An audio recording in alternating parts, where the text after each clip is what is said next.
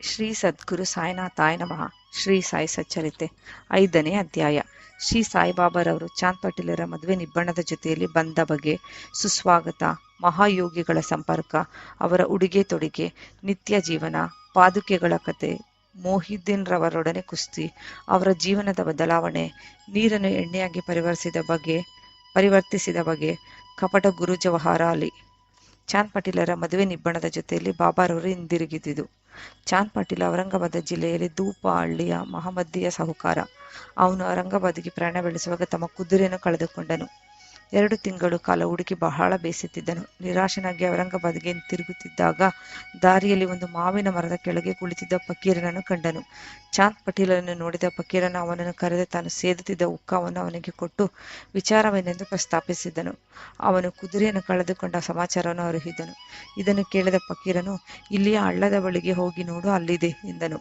ಚಾಂದ್ ಪಾಟೀಲನು ಅಲ್ಲಿಗೆ ಹೋಗಿ ನೋಡಲು ತನ್ನ ಕುದುರೆ ಅಲ್ಲಿ ಮೇಯುತ್ತಿರುವುದನ್ನು ಕಂಡು ಆನಂದಭರಿತನಾಗಿ ಈ ಫಕೀರನು ಸಾಮಾನ್ಯನಲ್ಲ ಎಂದು ಮನಸ್ಸಿನಲ್ಲಿ ಯೋಚಿಸಿ ಕುದುರೆಯೊಡನೆ ಫಕೀರನ ಕಡೆಗೆ ಹಿಂತಿರುಗಿದನು. ಅಷ್ಟು ಹೊತ್ತಿಗಾಗಲೇ ಹುಕ್ಕ ತಯಾರಾಗಿತ್ತು. ಆದರೆ ಬಟ್ಟೆ ಒದ್ದೆ ಮಾಡಲು ನೀರು, ಹೊಗೆಸೊಪ್ಪು ಹೊತ್ತಿಸಲು ಬೆಂಕಿಯೂ ಬೇಕಾಗಿದ್ದಿತು. ಆಗ ಆ ಫಕೀರನು ಸಟಕ ಅಂದರೆ ಶೂಲದಿಂದ ನೆಲಕ್ಕೆ ಹೊಡೆದ. ಕೂಡಲೇ ಬೆಂಕಿ ಉತ್ಪತ್ತಿಯಾಯಿತು. ಮತ್ತೆ ಸಟಕ ನೆಲಕ್ಕೆ ಹೊಡೆದನು. ನೀರು ಹೊರಚಿಮ್ಮಿತು. ಅದರಿಂದ ಬಟ್ಟೆಯನ್ನು ಒದ್ದೆ ಮಾಡಿ ಹುಕ್ಕ ಸೇವಿಸಿದನು. ನಂತರ ಚಾಂದ್ ಪಾಟೀಲನಿಗೂ ನೀಡಿದನು. ಇದನ್ನು ನೋಡಿ ಚಾಂದ್ ಪಾಟೀಲನಿಗೆ ವಿಸ್ಮಯವಾಯಿತು. ಅವನು ಫಕೀರನ ತನ್ನ ಮನೆಗೆ ಆಹ್ವಾನಿಸಿ ತನ್ನ ಆಧಾರಿತಿಥ್ಯ ಸ್ವೀಕರಿಸುವಂತೆ ಬೇಡಿಕೊಂಡನು. ಮಾರನೇ ದಿನ ಫಕೀರನು ಸಹ ಚಾಂದ್ ಪಾಟೀಲನೊಂದಿಗೆ ಪ್ರಯಾಣ ಮಾಡಿ ಅವನ ಮನೆಯಲ್ಲಿ ಸ್ವಲ್ಪ ದಿನಗಳಿದ್ದನು. ಚಾಂದ್ ಪಾಟೀಲನು ತನ್ನ ಮೈದುನನ ಮದುವೆಗೆ ಹೊರಡಬೇಕಾಯಿತು. ಮದುವೆ ಶಿರಡಿಯಲ್ಲಿ ನಡೆಯುವ ಹಾಗೆ ನಿಶ್ಚಿತವಾಗಿತ್ತು. ಆಗ ಫಕೀರನು ಸಹ ಮದುವೆ ಬಳಗದೊಂದಿಗೆ ಶಿರಡಿಗೆ ಬಂದನು. ಮದುವೆ ಸಾಂಗವಾಗಿ ನೆರವೇರಿತು. ಬೀಗರೆಲ್ಲರೂ ಹಿಂತಿರುಗಿದರು. ಆದರೆ ಫಕೀರನು ಮಾತ್ರ ಶಿರಡಿಯಲ್ಲೇ ಉಳಿದನು. ಫಕೀರನಿಗೆ ಸಾಯಿ ಎಂಬ ಹೆಸರು. ಮದುವೆ ನಿಬ್ಬಣದವರು ಖಂಡೋಬಾ ದೇವಸ್ಥಾನದ ಬಳಿ ಇದ್ದ ಭಗತ್ ಮಾಳಸಪಾತಿಯವರ ಹೊಲದ ಬಳಿ ಬಂದರು. ಗಾಡಿಯಿಂದ ಎಲ್ಲರೂ ಒಬ್ಬೊಬ್ಬರಾಗಿ ಇಳಿಯುತ್ತಿದ್ದರು. ಅಂತೆಯೇ ಫಕೀರನು ಸಹ ಇಳಿದು ಬರುತ್ತಿರುವಾಗ ಮಾಳಸಪಾತಿಯವರು ಈ ಯುವಕನನ್ನು ನೋಡಿ ಯಾ ಸಾಯಿ ಎಂದು ಸುಸ್ವಾಗತ ನೀಡಿದರು. ಅಂದಿನಿಂದ ಎಲ್ಲರೂ ಅವನನ್ನು ಸಾಯಿ ಎಂದು ಕರೆಯಲಾರಂಭಿಸಿದರು. ಈ ಸಾಯಿಯೇ ಶಿರಡಿಯ ಪ್ರಖ್ಯಾತ ಶ್ರೀ ಸಾಯಿಬಾಬಾ. ಇತರ ಸನ್ಯಾಸಿಗಳೊಡನೆ ಸಂಪರ್ಕ.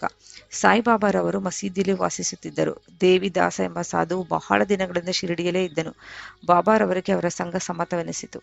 ಆದುದರಿಂದ ಕೆಲವು ಕಾಲ ಅವರೊಡನೆ ಮಾರುತಿ ದೇವಸ್ಥಾನದಲ್ಲಿದ್ದರು. ನಂತರ ಕೆಲವು ಕಾಲ ಒಂಟಿಯಾಗಿ ವಾಸಿಸುತ್ತಿದ್ದರು. ಆಮೇಲೆ ಜಾನಕಿದಾಸ ಎಂಬ ಸಾಧುವು ಬಂದರು. ಬಾಬಾರವರು ಅವರೊಡನೆ ಸಂಪರ್ಕ ಬೆಳೆಸಿ ಇವರಿರುವ ಕಡೆಗೆ ಅವರು, ಅವರಿರುವ ಕಡೆಗೆ ಇವರು ಬಂದು ಹೋಗುತ್ತಿದ್ದರು. ಗಂಗಾಗೀರ ಎಂಬ ಸಾಧುವಿನೊಡನೆಯೂ ಸಂಪರ್ಕ ಬೆಳೆಸಿದ್ದರು. ಗಂಗಾಗೀರವರು ಮೊದಲು ಬಾಬಾರವರೇ ಸ್ವತಃ ತೋಟಕ್ಕೆ ನೀರೆರೆಯುತ್ತಿರುವುದನ್ನು ನೋಡಿ ಆಶ್ಚರ್ಯಚಕಿತರಾಗಿ ಇಂಥ ಅಮೂಲ್ಯವಾದ ರತ್ನವನ್ನು ಹೊಂದಿರುವ ಶಿರಡಿಯ ಪುಣ್ಯಸ್ಥಳ ಎಂದು ಹೇಳಿದರು. ಇವನು ಸಾಮಾನ್ಯನಲ್ಲ, ಶಿರಡಿಯ ಅದೃಷ್ಟವೇ ಸರಿ ಎಂದು ಸಹ ಹೇಳಿದರು. ಇದೇ ರೀತಿ ಅಕ್ಕಲಕೋಟೆಯ ಮಹಾರಾಜರ ಶಿಷ್ಯರಾದ ಆನಂದ ಮಠದ ಆನಂದನಾಥ ಎಂಬ ಸಾಧುವು ಸಹ ಶಿರಡಿಗೆ ಬಂದಿದ್ದರು. ಅವರು ಸಹ ಸಾಯಿಬಾಬಾರನ್ನು ನೋಡಿ ಇದೇ ನೈಜವಾದ ಅಮೂಲ್ಯ ರತ್ನ, ಇವರು ಸಾಮಾನ್ಯ ಮನುಷ್ಯರಲ್ಲ, ನೀವು ಇದನ್ನು ಮುಂದೆ ಮನಗಾಣುವಿರಿ ಎಂದು ಹೇಳಿ ಏವಾಲ ಗ್ರಾಮಕ್ಕೆ ಹಿಂತಿರುಗಿದರು. ಈ ನುಡಿಗಳೆಲ್ಲವೂ ಶ್ರೀ ಸಾಯಿಬಾಬಾರವರು ತರುಣರಾಗಿದ್ದಾಗಿನ ಮಾತುಗಳು. ಬಾಬಾರವರ ದೈನಂದಿನ. ಚಿಕ್ಕ ವಯಸ್ಸಿನಿಂದಲೇ ಬಾಬಾರವರು ತಲೆ ಬೆಳೆಸಿದ್ದರು. ಎಂದೂ ಆಯುಷ್ಕರ್ಮ ಮಾಡಿಸಿರಲಿಲ್ಲ. ಜಟ್ಟಿಯ ಹಾಗೆ ಉಡುಪು ಧರಿಸುತ್ತಿದ್ದರು. ರಹತಕ್ಕೆ ಹೋದಾಗ ಅಲ್ಲಿಂದ ಚೆಂಡು, ಜಾಯಿ ಮತ್ತು ಜೂಯಿ ಎಂಬ ಹೂವಿನ ಗಿಡಗಳನ್ನು ತಂದು ನೆಟ್ಟು ನೀರೆರೆದು ಬೆಳೆಸಿದ್ದರು. ಶಿಷ್ಯನಾದ ವಾಮನ ತಾತ್ಯ ಎಂಬುವನು ಪ್ರತಿದಿನವೂ 2 ಹಸಿ ಮಡಿಕೆಗಳನ್ನು ತಂದು ಕೊಡುತ್ತಿದ್ದನು. ಬಾಬಾರವರ ಬಾವಿಯಿಂದ ನೀರು ಸೇದಿ ಗಿಡಗಳಿಗೆ ಎರೆಯುತ್ತಿದ್ದರು. ಸಾಯಂಕಾಲವಾದ ನಂತರ ಮಣ್ಣಿನ ಮಡಕೆಗಳನ್ನು ಒಂದು ಕಡೆಗೆ ಇಡುತ್ತಿದ್ದರು. ಅವು ಹಸಿ ಮಣ್ಣಿನಿಂದ ಮಾಡಲ್ಪಟ್ಟಿದ್ದರಿಂದ ಮಾರನೇ ದಿನದ ಹೊತ್ತಿಗೆ ಒಡೆದು ಹೋಗುತ್ತಿದ್ದವು. ಮರುದಿನ ವಾಮನ ತಾತ್ಯ ಪುನಃ 2 ಮಡಿಕೆಗಳನ್ನು ತಂದಿಡುತ್ತಿದ್ದನು.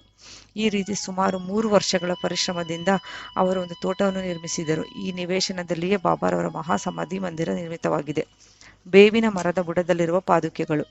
ಅಕ್ಕಲಕೋಟೆಯ ಮಹಾರಾಜರ ಭಕ್ತ ಬಾಯಿ ಕೃಷ್ಣಾಜಿ ಅಲಿಭಾಗಕರ ಅವರು ತಮ್ಮ ಗುರುವಿನ ಫೋಟೋವೊಂದನ್ನು ಇಟ್ಟುಕೊಂಡು ಪೂಜಿಸುತ್ತಿದ್ದರು. ಒಂದು ದಿನ ಅಕ್ಕಲಕೋಟೆಗೆ ಹೋಗಿ ಗುರುಗಳ ಪಾದದರ್ಶನ ಮಾಡಬೇಕೆಂದು ಮನಸ್ಸಿನಲ್ಲೇ ಸಂಕಲ್ಪ ಮಾಡಿಕೊಂಡರು. ಆದರೆ ಅಲ್ಲಿಗೆ ಹೋಗುವ ಮುನ್ನವೇ ಅಕ್ಕಲಕೋಟೆ ಮಹಾರಾಜರು ಕನಸಿನಲ್ಲಿ ಕಾಣಿಸಿಕೊಂಡು, ಈಗ ನನ್ನ ವಿಶ್ರಾಂತಿ ಸ್ಥಳ ಶಿರಡಿ, ನೀನು ಅಲ್ಲಿಗೆ ಬಂದು ಪೂಜೆ ಮಾಡು ಎಂದರು. ಆಗ ಅವರು ತಮ್ಮ ನಿರ್ಧಾರವನ್ನು ಮಾರ್ಪಡಿಸಿಕೊಂಡು ಶಿರಡಿಗೆ ಬಂದು ಅಲ್ಲಿ 6 ತಿಂಗಳು ನೆಲೆಸಿ ಶ್ರೀ ಬಾಬಾರವರ ಸೇವೆ ಮಾಡಿದರು. ಈ ಸ್ಮಾರಕವಾಗಿ ಬಾಯಿ ಕೃಷ್ಣಾಜಿಯವರ ಪಾದುಕೆಗಳನ್ನು ತಯಾರಿಸಿ ಅಲ್ಲಿ ಪ್ರತಿಷ್ಠಾಪನೆ ಮಾಡಿದರು. ಇದು ನಡೆದಿದ್ದು ಸುಮಾರು 1912ರಲ್ಲಿ. ಪೂಜೆ ಮಾಡಲು ಒಬ್ಬ ಬ್ರಾಹ್ಮಣನನ್ನು ನೇಮಿಸಿದರು. ಆದರೆ ಮೇಲ್ವಿಚಾರಣೆಯನ್ನು ಭಕ್ತರಾದ ಸಗುಣರವರಿಗೆ ವಹಿಸಿದರು. ಕಥೆಯ ಪೂರ್ಣ ವಿವರ ಈ ರೀತಿ ಇದೆ. ಇದನ್ನು ಸಾಯಿಲೀಲಾ 2ನೇ ಸಂಗ್ರಹದ ಮೊದಲ ಸಂಚಿಕೆಯ 25ನೇ ಪುಟದಲ್ಲಿ ಕಾಣಬಹುದು. 1912ರಲ್ಲಿ ಡಾಕ್ಟರ್ ರಾಮರಾವ ಕೊಠಾರೆ ಎಂಬುವರು ಬಾಬರ್ ಅವರ ದರ್ಶನ ಪಡೆಯಬೇಕೆಂದು ಶಿರಡಿಗೆ ಬಂದರು. ಅವರ ಕಾಂಪೌಂಡರ ಮತ್ತು ಸ್ನೇಹಿತರಾದ ಶ್ರೀ ಬಾಯಿ ಕೃಷ್ಣಾಜಿ ಆಲಿಬಾಗಕರ್ ಅವರು ಅವರೊಡನೆ ಬಂದಿದ್ದರು. ಕಾಂಪೌಂಡರ ಬಾಯಿ ಕೃಷ್ಣಾಜಿ ಶ್ರೀ ಸಗುಣ ಮೇರು ನಾಯಕ ಮತ್ತು ಶ್ರೀ ಜಿ.ಕೆ. ದೀಕ್ಷಿತ್ ಅವರ ಆಪ್ತ ಸ್ನೇಹಿತರುಗಳಾಗಿದ್ದರು. ಇವರು ಕಲೆತು ಅನೇಕ ವಿಚಾರಗಳನ್ನು ಪ್ರಸ್ತಾಪಿಸುತ್ತಿರುವಾಗ ಸಾಯಿಬಾಬಾರವರು ಮೊದಲು ಶಿರಡಿಗೆ ಬಂದ ಗುರುತಿಗಾಗಿ ಪವಿತ್ರವಾದ ಬೇವಿನ ವೃಕ್ಷದ ಕೆಳಗೆ ಒಂದು ಸ್ಮಾರಕವನ್ನು ನಿರ್ಮಿಸಬೇಕೆಂದು ನಿಶ್ಚಯಿಸಿದರು. ಸ್ಮಾರಕದ ಸಂಕೇತ ಪಾದುಕೆಗಳನ್ನು ತೀರ್ಮಾನಿಸಿ ಅವುಗಳನ್ನು ಒಂದು ಶಿಲೆಯಲ್ಲಿ ಮಾಡಿಸಬೇಕೆಂಬ ನಿರ್ಧಾರಕ್ಕೆ ಬಂದರು. ಕೊಠಾರೆಯವರು ಸ್ನೇಹಿತರಾದ ಕಾಂಪೌಂಡರ್ ಅವರ ಈ ವಿಚಾರವನ್ನು ಡಾಕ್ಟರ್ ರಾಮರಾವ ಕೊಠಾರೆ ಅವರಿಗೆ ತಿಳಿಸಿದರೆ ಅವರು ಒಳ್ಳೆಯ ಪಾದುಕೆಗಳನ್ನು ಮಾಡಿಸುತ್ತಾರೆಂದು ಹೇಳಿದರು. ಸರ್ವರೂ ಸಮ್ಮತಿಸಿದ ನಂತರ ಡಾಕ್ಟರ್ ಕೊಠಾರೆಯವರಿಗೆ ಈ ವಿಷಯ ತಿಳಿಸಿದರು. ಅವರೇ ಸ್ವತಃ ಶಿರಡಿಗೆ ಬಂದು ತಾವು ಹಾಕಿದ್ದ ಯೋಜನೆಯ ನಕಲನ್ನು ಶ್ರೀ ಉಪಾಸನಿ ಮಹಾರಾಜರವರಿಗೆ ತೋರಿಸಿದರು. ಅವರು ಅದಕ್ಕೆ ಕೆಲವು ತಿದ್ದುಪಡಿಗಳನ್ನು ಸೂಚಿಸಿದರು. ಅದರಲ್ಲಿ ಕಮಲ ಪುಷ್ಪವನ್ನು ಕೆತ್ತಿ ಶಂಖ ಮತ್ತು ಚಕ್ರ ಇತ್ಯಾದಿಗಳನ್ನು, ಬೇವಿನ ಮರದ ಶ್ರೇಷ್ಠತೆ ಮತ್ತು ಬಾಬಾರವರ ಮಹಿಮೆಯನ್ನು ಕುರಿತಾದ ಈ ಶ್ಲೋಕವನ್ನು ಕೆತ್ತಿಸಲು ಸಲಹೆ ನೀಡಿದರು. ಸದಾ ನಿಂಬವೃಕ್ಷಸ್ಯ ಮೂಲಾದಿವಾಸದ್ ಸುಧಶ್ರಾವಣಂ ತಿಕ್ತಮಪ್ಯಪ್ರಿಯತಾಂ ತರುಂ ಕಲ್ಪವೃಕ್ಷಾದಿಕಂ ಸಾದಾಯಂತಹ ನಮಾಮೇಶ್ವರಂ ಸದ್ಗುರುಂ ಸಾಯಿನಾಥಂ. ಅರ್ಥ: ದೇವ, ಕಲ್ಪವೃಕ್ಷಕ್ಕೂ ಮಿಗಿಲಾದ ಈ ಬೇವಿನ ಮರದ ಬುಡದಲ್ಲಿ ಕುಳಿತಿರುವುದರಿಂದಲೇ ಅದರಿಂದ ಬರುವ ಕಹಿ ರಸಕ್ಕೆ ಬದಲಾಗಿ ಅಮೃತವು ಸುರಿಯುವಂತೆ ಮಾಡಿರತಕ್ಕ ಪರಮೇಶ್ವರನೇ ನೀನಾಗಿರುವೆ. ನಿನಗೆ ನಮಸ್ಕಾರಗಳು. ಬೇವಿನ ಮರದ ರಸವೇ ಅಮೃತ, ಏಕೆಂದರೆ ಅದಕ್ಕೆ ಸರ್ವ ರೋಗಗಳನ್ನು ವಾಸಿ ಮಾಡುವ ಗುಣವಿದೆ. ಉಪಾಸನಿಗಳವರ ಮೇಲಿನ ಸಲಹೆಯನ್ನು ಒಪ್ಪಿಕೊಂಡು ಅದೇ ರೀತಿ ಪಾದುಕೆಗಳನ್ನು ಮಾಡಿಸಿ ಮುಂಬಯಿಯ ಕಾಂಪೌಂಡರೊಡನೆ ಶಿರಡಿಗೆ ಕಳಿಸಿದರು. ಬಾಬಾರವರು ಅವುಗಳನ್ನು ಶ್ರಾವಣ ಶುದ್ಧ ಪೂರ್ಣಿಮೆ ದಿನ ಪ್ರತಿಷ್ಠಾಪಿಸಬೇಕೆಂದು ತಿಳಿಸಿದರು.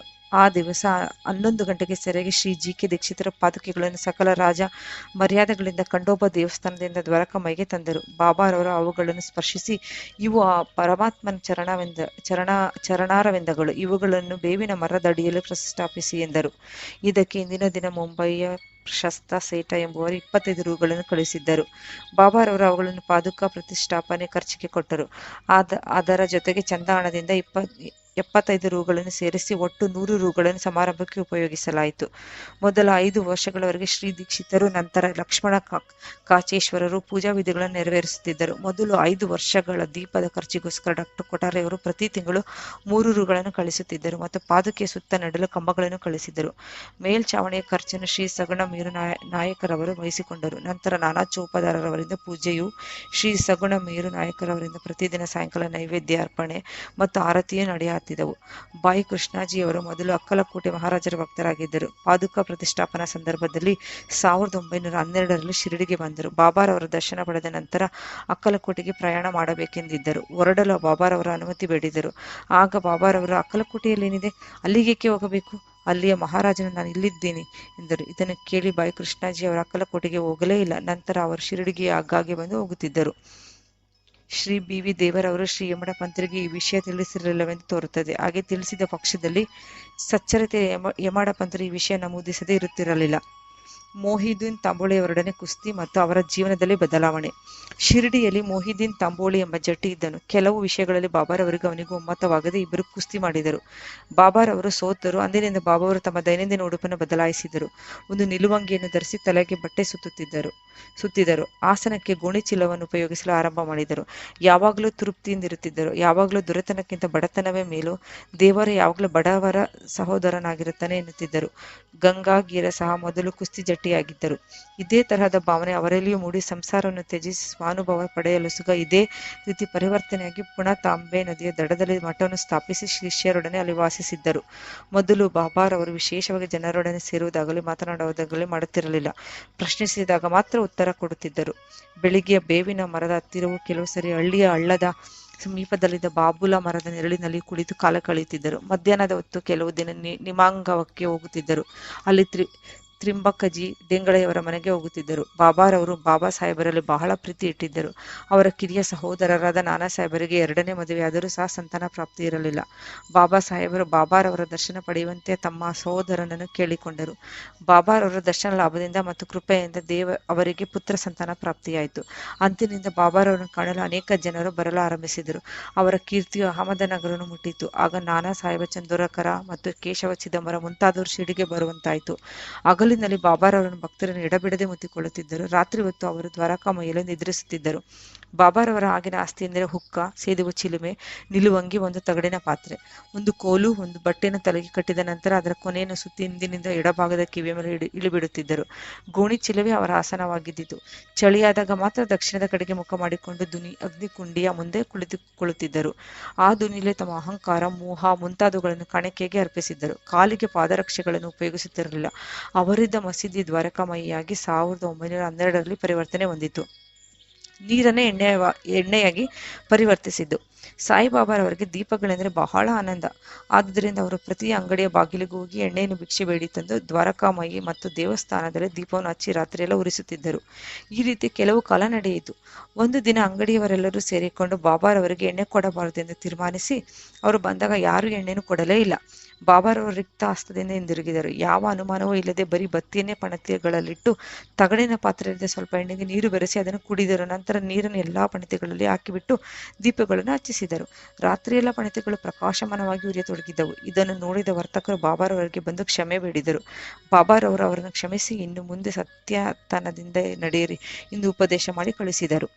ಕಪಟ ಗುರು ಜವಾಹರ ಅಲಿ. ಕುಸ್ತಿ ಘಟನೆ ಜರುಗಿದ 5 ವರ್ಷಗಳ ನಂತರ ಅಹಮದನಗರದಿಂದ ಜವಾಹರ ಅಲಿ ಎಂಬ ಫಕೀರನು ತನ್ನ ಶಿಷ್ಯರೊಂದೊಡನೆ ಶಿರಡಿಗೆ ಬಂದು ಅಲ್ಲಿಯ ವೀರಭದ್ರ ಸ್ವಾಮಿ ದೇವಸ್ಥಾನದ ಹತ್ತಿರದಲ್ಲಿದ್ದ ದೊಡ್ಡ ಕೊಠಡಿಯೊಂದರಲ್ಲಿ ಬಿಡಾರ ಮಾಡಿದನು.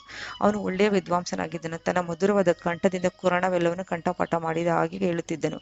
ಹಳ್ಳಿಯ ಜನರೆಲ್ಲರೂ ಅವನನ್ನು ಗೌರವಿಸತೊಡಗಿದರು. ಜನರ ಸಹಾಯದಿಂದ ವೀರಭದ್ರ ಸ್ವಾಮಿ ದೇವಸ್ಥಾನದ ಎದುರಿನಲ್ಲಿ ಇದ್ದಾಗ ಮಹಮ್ಮದೀಯರು ಎದುರಿನಲ್ಲಿ ಕುಳಿತು ಪ್ರಾರ್ಥನೆ ಮಾಡುವ ಗೋಡೆ ಕಟ್ಟಿಸಲು ಪ್ರಯತ್ನಪಟ್ಟನು. ಈ ವಿಷಯದಲ್ಲಿ ಕೆಲವರೊಡನೆ ಮನಸ್ತಾಪವಾದುದರಿಂದ ಅವನು ಶಿರಡಿಯನ್ನು ಬಿಟ್ಟು ರಾಹತಕ್ಕೆ ಹೋಗಿ ನೆಲೆಸಬೇಕಾಯಿತು. ಹಾಗಾಗಿ ಅವನು ಶಿರಡಿಗೆ ಒಂದು ಬಾಬಾರೊಡನೆ ಮಸೀದಿಯಲ್ಲಿ ತಂಗುತ್ತಿದ್ದನು. ಜನರು ಇದನ್ನು ನೋಡಿ ಬಾಬಾ ಅವನ ಶಿಷ್ಯರೆಂದು ಭಾವಿಸಿದರು.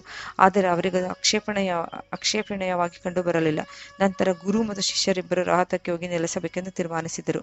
ಗುರುವಿಗೆ ಶಿಷ್ಯನ ಯೋಗ್ಯತೆ ತಿಳಿದಿರಲಿಲ್ಲ, ಆದರೆ ಶಿಷ್ಯನಿಗೆ ಮಾತ್ರ ಗುರುವಿನ ಯೋಗ್ಯತೆ ತಿಳಿದಿತ್ತು. ಆದರೂ ಶಿಷ್ಯನು ಅವರನ್ನು ಕೀಳಾಗಿ ಕಾಣುತ್ತಿರಲಿಲ್ಲ. ಶಿಷ್ಯನು ಗುರುವಿನ ಕೆಲಸಗಳನ್ನು ಅತಿ ಜಾಗರೂಕತೆಯಿಂದ ವೀಕ್ಷಿಸುತ್ತಿದ್ದನು. ಶಿಷ್ಯನು ಅನೇಕ ಸಲ ರಾಹತಕ್ಕೆ ಹೋಗುತ್ತಿದ್ದನು. ಅವರ ಮುಖ್ಯ ಸ್ಥಾನ ರಾಹತ ಆಗಿತ್ತು. ಶಿರಡಿ ಬಾಬಾರವರ ಭಕ್ತರಿಗೆ ಇದು ಸಮ್ಮತವಾಗಿರಲಿಲ್ಲ. ಆದುದರಿಂದ ಅವರೆಲ್ಲರೂ ಬಾಬಾರ ಹೋಗುತ್ತಿದ್ದನು. ಅವರ ಮುಖ್ಯ ಸ್ಥಾನ ರಾಹತ ಆಗಿತ್ತು. ಶಿರಡಿ ಬಾಬಾರವರ ಭಕ್ತರಿಗೆ ಇದು ಸಮ್ಮತವಾಗಿರಲಿಲ್ಲ. ಆದ್ದರಿಂದ ಅವರೆಲ್ಲರೂ ಬಾಬಾರವರಿಗೆ ಗುಂಪು ಕಟ್ಟಿಕೊಂಡು ಹೊರಟರು. ಬಾಬಾ ಅವರನ್ನು ಇದಾಗ ಹತ್ತಿರ ಸಂದರ್ಶಿಸಿದಾಗ ಅವರು ನನ್ನ ಫಕೀರನು ಬಹಳ ಕೋಪಿಷ್ಟ. ಅವನು ಬರುವುದರೊಳಗಾಗಿ ಹಿಂತಿರುಗಿ ಅಷ್ಟು ಹೊತ್ತಿಗೆ ಫಕೀರನು ಹಿಂದಿರುಗಿದನು. ಮಾತುಕತೆಗಳಾದವು. ಆಗ ಗುರು ಮತ್ತು ಚೇಲ ಬಾಬಾ ಇಬ್ಬರು ಶಿರಡಿಗೆ ಹಿಂತಿರುಗಬೇಕೆಂದು ತೀರ್ಮಾನವಾಯಿತು. ಆದ್ದರಿಂದ ಇಬ್ಬರು ಶಿರಡಿಗೆ ಹಿಂತಿರುಗಿದರು. ಕೆಲವು ದಿನಗಳ ನಂತರ ಶಿರಡಿಯ ದೇವಿದಾಸ ಎಂಬವನಿಂದ ಫಕೀರನು ಸೋಲಿಸಲ್ಪಟ್ಟು ಶಿರಡಿಯನ್ನು ಬಿಟ್ಟು ಓಡಿದನು. ಬಿಜಾಪುರಕ್ಕೆ ಹೋಗಿ ಕೆಲವು ಕಾಲದ ನಂತರ ಶಿರಡಿಗೆ ಬಂದು ಬಾಬಾರವರ ಮುಂದೆ ಧ್ಯಾನ ಮಾಡತೊಡಗಿದನು. ನಾನಾ ಗುರು ಬಾಬಾರವರು ನನ್ನ ಶಿಷ್ಯ ಎಂಬ ದುರಭಿಮಾನವು ಫಕೀರನನ್ನು ಬಿಟ್ಟು ಓಡಿತು. ತನ್ನ ಕೃತ್ಯಕ್ಕೆ ಪಶ್ಚಾತ್ತಾಪ ಪಟ್ಟುಕೊಂಡನು. ಬಾಬಾರವರು ಅವನನ್ನು ಪ್ರೀತಿ, ವಿಶ್ವಾಸ ಮತ್ತು ಗೌರವಗಳಿಂದ ಸತ್ಕರಿಸಿದರು. ಈ ಕಥೆಯಲ್ಲಿ ಬಾಬಾರವರು ಮನುಷ್ಯನು ತನ್ನ ಅಹಂಕಾರವನ್ನು ಹೇಗೆ ತೊರೆಯಬಹುದೆಂಬುದನ್ನು ನಿರ್ದರ್ಶಿಸಿದ್ದಾರೆ. ಈ ಕಥೆ ಬಾಬಾರವರ ಭಕ್ತ ಮಹಳಸಪತಿಯವರಿಂದ ಗೊತ್ತಾಗಿದೆ. ಮುಂದಿನ ಅಧ್ಯಾಯದಲ್ಲಿ ಶ್ರೀರಾಮನವಮಿ ಸಮಾರಂಭ, ದ್ವಾರಕಾಮಯಿ ಇದ್ದ ರೀತಿ, ಅದರ ಪುನರುದ್ಧಾರ ಇತ್ಯಾದಿ ವಿಷಯಗಳನ್ನು ವಿವರಿಸುತ್ತೇನೆ. ಓಂ ಶ್ರೀ ಸಾಯಿ ಪ್ರಣಾಮ. ಇಲ್ಲಿಗೆ 5ನೇ ಅಧ್ಯಾಯವು ಮುಕ್ತಾಯವಾಯಿತು.